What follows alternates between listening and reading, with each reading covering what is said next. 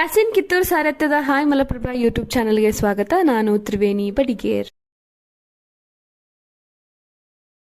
ಗ್ರಾಮ ಪಂಚಾಯತಿ ಅಧ್ಯಕ್ಷರಾದ ಸಿಬಿ ಕಾರಿಮನಿ, ಮಲ್ಲಮ್ಮ ಬ್ಯಾಂಕಿನ ಉಪಾಧ್ಯಕ್ಷರಾದ ಎನ್ಎಂ ಕರಿಕಟ್ಟಿ, ಬಸಯ್ಯ ವಿರಕ್ಮಠ್, ರಾಜಯ್ಯ ರೊಟ್ಟೆನವರ್, ಪ್ರಕಾಶ್ ಹುಂಬಿ, ಪ್ರಕಾಶ್ ಬಳಿಗಾರ್, ಶ್ರೀಮತಿ ಸವಿತಾ ಬುದಿಹಾಳ್, ನೂರ್ ಸಂಗ್ರೇಸ್ಕೊಪ್, ಪ್ರಕಾಶ್ ಕಾರಿಮನಿ, ರಂಜಾನ್ ನದಾಫ್, ಪಿಂಟು ಗುಡ್ಡದಮಠ್, ಹನುಮಂತ್ ಕಕ್ಕೈನವರ್, ದಯಾನಂದ್ ಮುಪ್ಪೈನವರ್, ಮನು ತುರಾಯಿ, ಮಲ್ಲಿಕಾರ್ಜುನ್ ಹುಂಬಿ, ಶಂಕರ್ ಪರಮನಾಯಕ್, ಪಕ್ಕೀರ್ ಉಳ್ಳಿಗೇರಿ, ಬಸು ಗುಗ್ಗರಿ, ಅಲ್ಲದೆ ಗ್ರಾಮ ಪಂಚಾಯತಿ ಸದಸ್ಯರಾದ ಬಿಜಿ ದೇಗಾಮಿ, ವಿಶ್ವನಾಥ್ ಕರಿಕಟ್ಟಿ, ಬಸವರಾಜ್ ನರೇಗಲ್, ಈರಣ್ಣ ತುರಾಯಿ, ಅಲ್ಲದೆ ನಾಗಪ್ಪ ಕಿರ್ಕಸಾಲಿ, ಪಕ್ಕೀರ್ ಕಟಕೋಳ್, ಹಲವಾರು ಜನರ ಉಪಸ್ಥಿತಿಯಲ್ಲಿ ಶಾಸಕ ಮಹಂತೇಶ್ ಕೌಜಲಗಿ ಅವರಿಗೆ ಮಲ್ಲಮ್ಮ ಪ್ರಾಧಿಕಾರ ಮಾಡುವ ಬಗ್ಗೆ ಮನವಿ ಸಲ್ಲಿಸಲಾಯಿತು.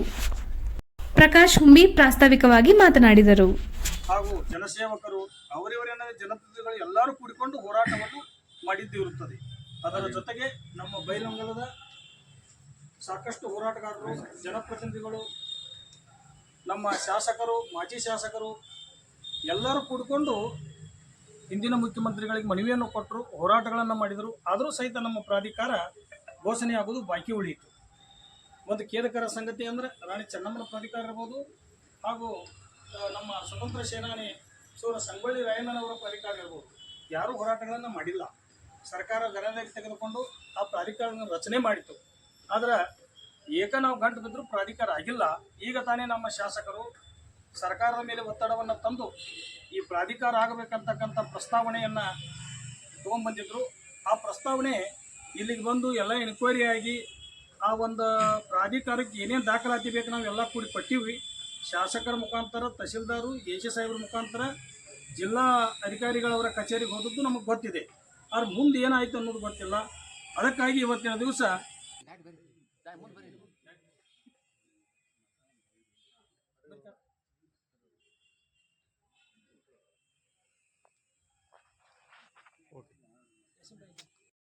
ಮನವಿಗೆ ಸ್ಪಂದಿಸಿದ ಶಾಸಕ ಕೌಜಲಗಿಯವರು ಬೆಳವಡಿ ಮಲ್ಲಮ್ಮ ಪ್ರಾಧಿಕಾರ ರಚನೆ ಬಗ್ಗೆ ಸರ್ಕಾರದ ಗಮನ ಸೆಳೆದು ಪ್ರಾಮಾಣಿಕವಾಗಿ ಪ್ರಯತ್ನಿಸುವೆ ಎಂದು ತಿಳಿಸಿದರು.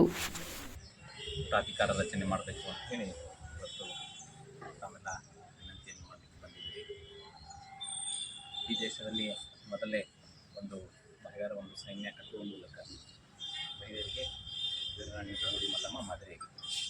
ಬಹುಶಃ ಇದೇನು ಮನವಿ ಮೊದಲೇ ಬಾರಿ ಏನು ಕೊಟ್ಟದ್ದಲ್ಲ, ಅನೇಕ ಬಾರಿ ಈಗಾಗಲೇ ಮನವಿಯನ್ನು ತಾವೆಲ್ಲ ಕೊಟ್ಟಿದ್ದೀರಿ. ಅದರ ಜೊತೆಗೆ ಈ ಭಾಗದ ಎಲ್ಲ ರಾಜಕೀಯ ಹಿರಿಯರು ಕೂಡಿಕೊಂಡು ಇದೊಂದು ಪ್ರಾಧಿಕಾರವನ್ನು ಮಾಡಬೇಕು ಅಂತೇಳಿ ಹಿಂದಿನ ಸರ್ಕಾರ ಆಗಲಿ ಇವತ್ತಿನ ಸರ್ಕಾರಕ್ಕೆ ಸಹಿತ ಮನವಿಯನ್ನು ಮಾಡಿದ್ದಿದೆ. ಇವತ್ತೇನು ತಾವು ತಂದಿದ್ರಿ, ಈಗಾಗಲೇ ಸರ್ಕಾರದವರು ಸಹಿತ ವರದಿಯನ್ನು ತರಿಸ್ಕೊಂಡಿದ್ದರು. ಏನು ಬೆಳವಡಿ ಮಲ್ಲಮ್ಮನ ಒಂದು ಪ್ರಾಧಿಕಾರ ರಚನೆ ಕುರಿತು ಅದನ್ನು ನಾವು ಎಲ್ಲರೂ ಅಧಿವೇಶನ ಆ ಒಂದು ಸಂದರ್ಭದಲ್ಲಿ ಹಾಗೂ ಸಂಬಂಧಪಟ್ಟಂಥ ಸಚಿವರ ಜೊತೆ ಚರ್ಚೆಯನ್ನು ಮಾಡಿ ಇವತ್ತು ಇದರ ಒಂದು ಪ್ರಾಧಿಕಾರ ಮಾಡಬೇಕು ಅಂಥೇಳಿ ಇವತ್ತು ಸರ್ಕಾರದ ಮೇಲೆ ಒತ್ತಡ ತರುವ ಮೂಲಕ ಆ ಪ್ರಾಧಿಕಾರ ಮಾಡುವ ಒಂದು ಪ್ರಾಮಾಣಿಕವಾದಂಥ ಒಂದು ಪ್ರಯತ್ನವನ್ನು ನಾನು ಮಾಡ್ತೀನಿ ಈ ಸಂದರ್ಭದಲ್ಲಿ ಹೇಳಿ ಧನ್ಯವಾದ.